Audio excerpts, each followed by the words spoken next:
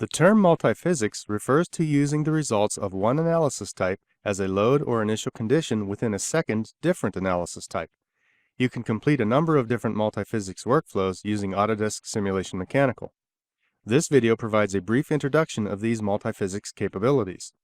Our first example is the determination of thermal stress and fatigue life. The first phase of this workflow is to determine the temperature distribution throughout a model. The heat transfer analysis can be steady state or transient, and you can perform it either within Simulation Mechanical or Autodesk Simulation CFD. Next, apply the temperature results to a linear static, nonlinear static, or mechanical event simulation analysis.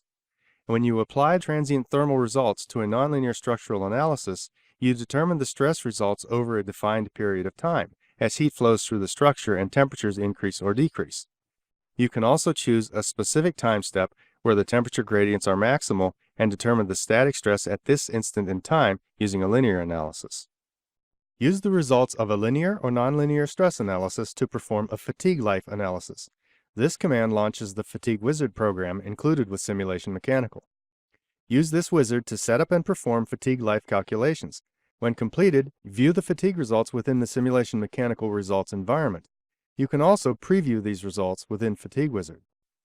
This next example is a three-part multiphysics analysis in which we run an electrostatic current and voltage analysis as the first design scenario to determine the current running through the circuit breaker. The second design scenario is a transient heat transfer analysis. Determine the Joule heating effect by using the electrostatic current results from design scenario 1 to control internal heat generation in the applicable parts. The third and final design scenario is a mechanical event simulation in which the temperatures from the second scenario cause the bimetallic strip to deform due to the differing coefficients of thermal expansion. When the strip has deformed sufficiently, the circuit breaker is tripped, disconnecting the flow of power. Our next multiphysics example is commonly used in the analysis of microelectromechanical systems or MEMS devices.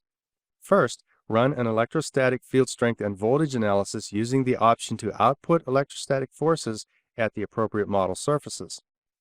In the second design scenario, apply the electrostatic forces from the prior scenario as a structural load in a linear or nonlinear structural analysis. Use this workflow to determine the displacement of MEMS devices for various applied voltages. Our final multiphysics example involves fluid structural interaction, or FSI. For this workflow, fluid flow results from Autodesk Simulation CFD are required.